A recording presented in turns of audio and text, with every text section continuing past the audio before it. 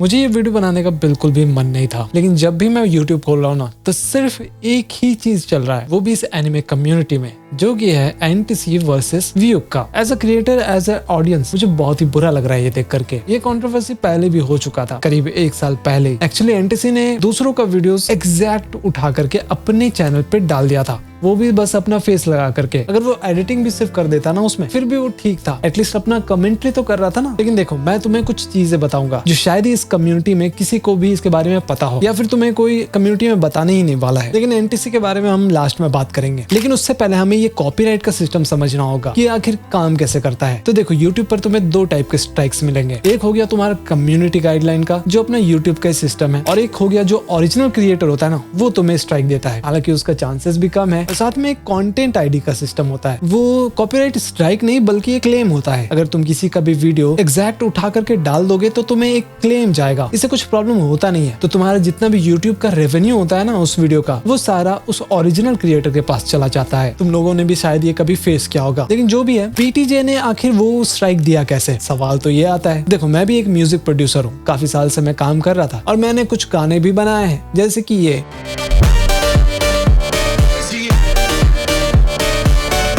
साथ में ये भी, और ये सॉन्ग भी।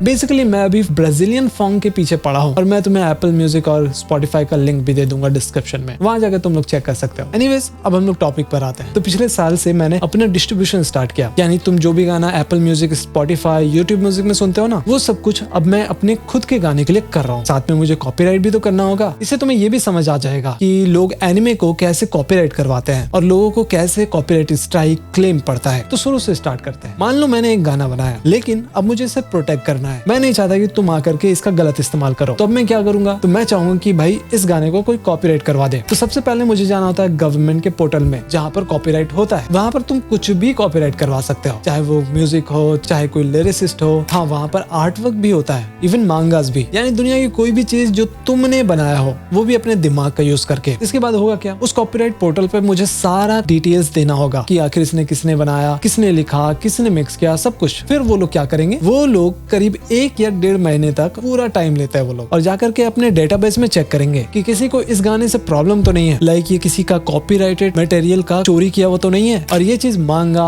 बुक्स, सभी चीजों के लिए होता है। चाहे तुम एक ड्राइंग भी बना लो ना, उसको भी तुम कॉपीराइट करवा सकते हो। तो मेरा प्रोडक्ट अगर सब कुछ में पास हो गया कि किसी को कोई प्रॉब्लम नहीं है, तो फिर 1 महीने बाद मुझे उसका कॉपीराइट मिल जाएगा। लेकिन यहाँ पर मैं कुछ नहीं कर सकता। अगर तुम यूज भी कर लोगे तो मुझे कैसे पता चलेगा कि तुमने यूज किया है? तो यहाँ पर काम आता है अपना कंटेंट आईडी। ये सिर्फ यूट्यूब के लिए है, ठीक है? तो मैं जाकर के सबसे पहले अपने गाने को डिस्ट्रीब्यूट करवाता हूँ, या फिर कोई भी प्रोडक्ट हो, चाहे वो मांगा हो, चाहे कोई बुक हो। तो उसको मैंने जब डिस्ट्रीब्यूट करवाया ना, तो होता क्या है? तो मेरा गाना आ चुका है सभी प्लेटफॉर्म में, जैसे कि एप्पल, स्पॉटिफाई, और साथ में यूट्यूब म्यूजिक पर भी। लेकिन यूट्यूब में मुझे इसे प्रोटेक्ट करना है, तो यहाँ पर काम आता है मेरा कंटेंट आईडी। जब मैं डिस्ट्रीब्यूट कर रहा होता ना, तभी मुझे डिस्ट्रीब्यूटर पूछता है कि क्या तुम्हें कंटेंट आईडी की जरूरत है या फिर नहीं। तो अगर मैंने हाँ कर दिया, तो मुझे उसका कंटेंट आईडी मिल जाता है। जैसे कि तुम लोग देख सकते हो कि यहाँ पर मुझे कंटेंट आईडी मिला हुआ है, मतलब कुछ ही गानों का मैंने करवाया है, ज्यादा किसी का नहीं। तो जब भी इनमें से कुछ सॉन्ग अगर तुम यूज करोगे, तो तुम्हें एक कॉपीराइट क्लेम चला जाएगा। यहाँ तक तो सब क्लियर है। मान लेते कि तुमने मेरा सॉन्ग यूज किया, ठीक है, लेकिन मुझे बिल्कुल भी पसंद नहीं आया। मुझे लगता है कि तुम उसका मिसयूज कर रहे हो, जैसे कि तुमने किसी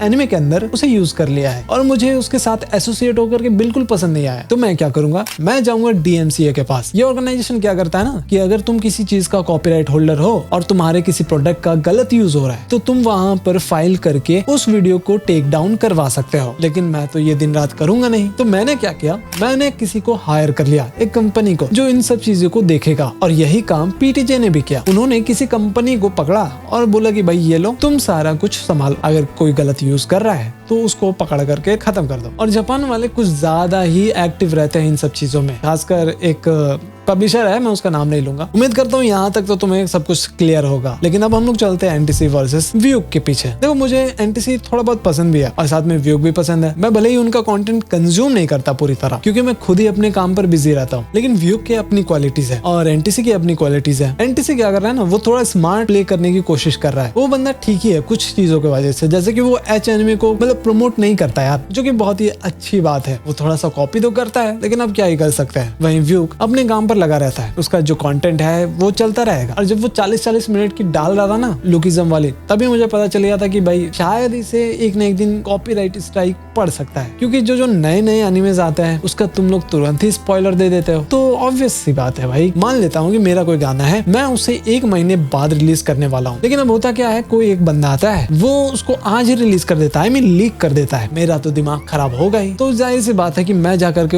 उसका बैंड बजाऊंगा ही, स्ट्राइक तो पड़ेगा उसको। तो यही चीज हमें समझना होगा कि थोड़ा आराम से, या फिर कोई भी कॉपीराइटेड कंटेंट हो गया उसे संभल कर यूज करना बहुत ही ज्यादा इंपॉर्टेंट है। और यूट्यूब पे भरोसे बैठे रहोगे तो कुछ भी नहीं होगा। तो भाई जरूरी नहीं कि तुम्हारा भी किस्मत चमक जाए बाकी लोगों की तरह। और अगर कोई आकर के मुझे लीगल टर्म सिखाए कि भैया ये इसके पॉलिसी के अंदर आता है, वो उसके पॉलिसी के अंदर आता है, तो फेयर यूज हम लोग कर सकते हैं। वो मेरा कंटेंट है, मैं तुम्हें नहीं यूज करने दूंगा, क्योंकि फर्स्ट ऑफ ऑल वो मेरा डिसीजन है कि मुझे तुम्हें यूज करने देना है या फिर नहीं। और अगर तुम लोग भी एनिमे क्रिएटर बनना चाहते हो या एक एक्सप्लेनेशन चैनल बनाना चाहते हो तो भाई मत ही बनाओ तो बढ़िया है। तो वो एनटीसी ने गलती तो की है, लेकिन मैं किसी के सपोर्ट में या फिर मैं किसी को अपोज नहीं करना चाहता। ऊपर से वो बता रहा है कि उसका चैनल डिलीट हो गया है, यह तो मेरे दिमाग में भी नहीं आया। अब वो कैसे डिलीट हुआ, क्यों हुआ, अब जब उसकी अगली वीडियोस आएगी तभी हमें पता चलेगा। लेकिन उसको सिर्फ 2 ही काम करना था, वो जो भी कर रहा था उसे कंटिन्यू करता, वो आराम से अपना कंटेंट बनाता ना, तो सब कुछ सेटल हो जाता, 2-4 वीडियोस आती और मामला भी रफा दफा हो जाता।